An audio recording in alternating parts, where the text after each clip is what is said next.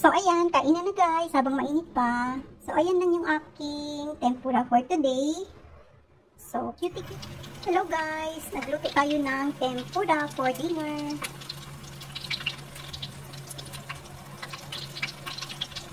So, maliliit lang yung hipon natin guys, kaya hinati ko na lang para naman lumapad.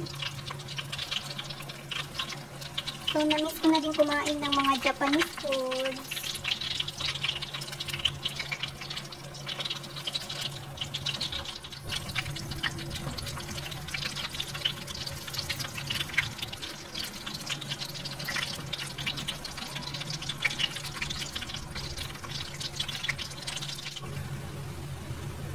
So, ayan guys, natapos na natin lutuin yung ating shrimp.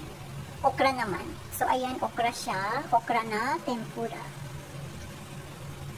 So, kung ano lang yung meron tayo guys, yun lang yung niluto ko. Okra, shrimp, at saka kalabasa lang yung meron ako. Kaya yun lang yung gagawin nating tempura. So, ito naman guys yung ating kalabasa. Ayan.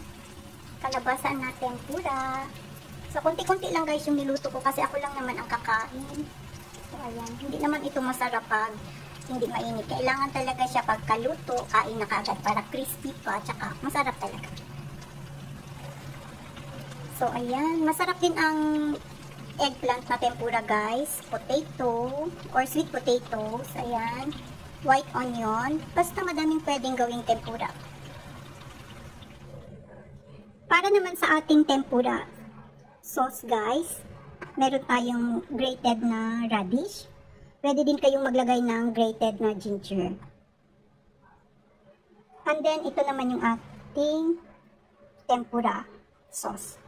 So, pwede din ito siya guys sa mga soup. Ayan. So, pakita ko lang sa inyo kung paano ko ginagawa.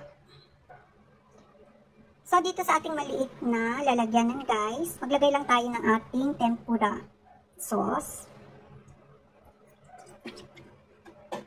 And then, yung ating grated na radish. Depende na sa inyo guys kung gaano kadami. Ayan. Then, pwede din kayong maglagay ng, yung maanghang na powder, chili powder. So ayan lang siya guys. Ito lang yung ginagamit namin na, na tempura sauce. So, ayan, kainan na guys, habang mainit pa. So, ayan lang yung aking tempura for today. So, cutie-cutie lang siya guys, kasi kung ano lang yung meron, yun lang yung niluto ko. Tsaka na-miss ko na din kumain ng Japanese foods. So, ayan yung ating kabotsa or kalabasa. And then yung ating shrimp. Ayan. And then yung ating okra.